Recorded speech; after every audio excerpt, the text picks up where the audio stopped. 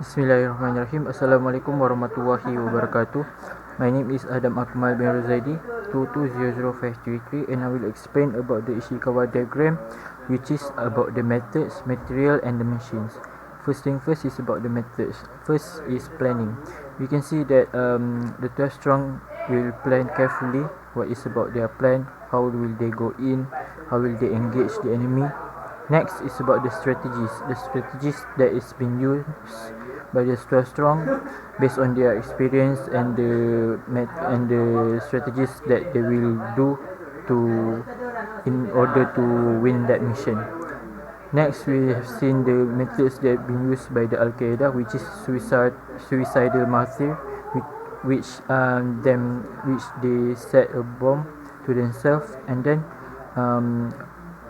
push towards the enemy.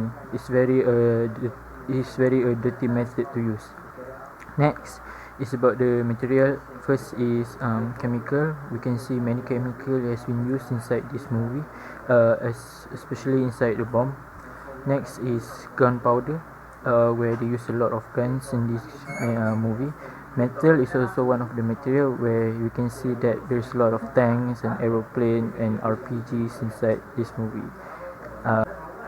And last but not least, machines. We have tanks, guns and bomb, where we can see the Al-Qaeda teams use a lot of tanks to encounter the enemy, and guns, a lot of big guns like SMGs, and they're using AK-47, and also bomb. As you can see, we also use missiles from the Air Force.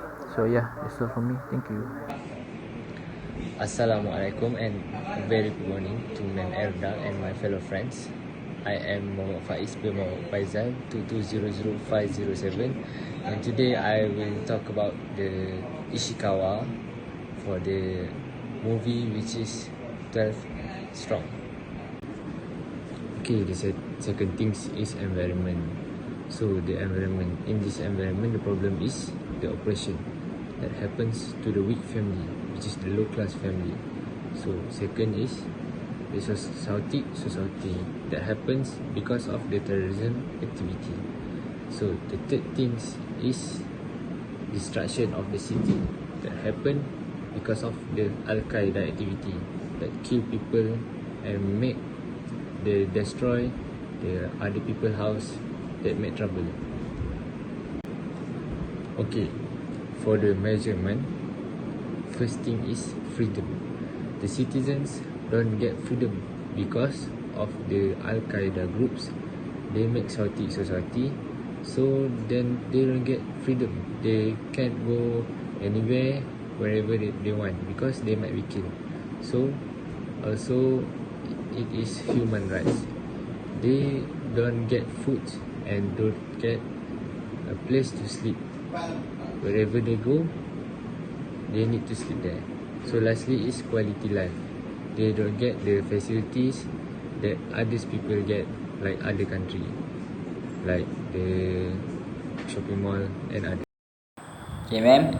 I'm 2200515 Officer Cadet 105 AZIS. Okay.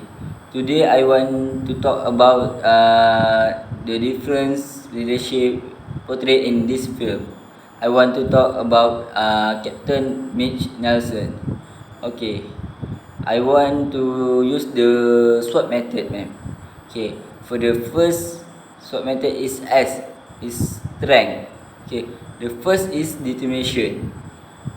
Even if his warrant officer was critically wounded, he was determined to complete the mission. Okay, for the second is enthusiastic. Okay, the mission was originally scheduled to last week before winter began, but he was sure that could complete in 2 to 3 weeks. Okay, the third is reliable. Okay, the Nelson succeeded when his man told him, "Your goal is to keep us alive." For the fourth is brave. He confronted the Taliban himself in order to obtain coordinates for launching a bomb to destroy the Taliban stronghold. Okay, for the next point for the SWOT method is weaknesses. Okay, for the first is lack of experience. In comparison to the other team captain, he was the least amount of fighting experience. The second is irritable. When the colonel refused to allow him to rejoin his unit, but he kicked the table. The third is in a rush. He managed to finish the job in 3 weeks rather than 6, despite the fact that they were the first team deployed behind enemy lines. Assalamualaikum ma'am and all viewers. I 2200564 Muhammad Alif ARSAD bin Manu Adam. I am from group 4. I will tell you about two types analysis, which is opportunities and threats in SWOT analysis for freedom 12 strong. For opportunities, firstly, it's easy to accept something new because Captain Mitch Nielsen is inexperienced but he can learn quickly. Second is unselfish.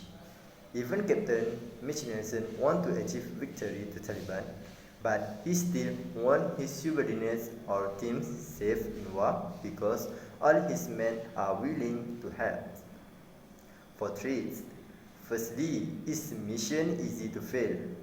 The mission easy to fail because have misunderstandings to General Dostum and if the subordinates did not follow his orders. Second is, team will be killed if he does not lead or think the strategic plan. That's all from me, ma'am. Thank you.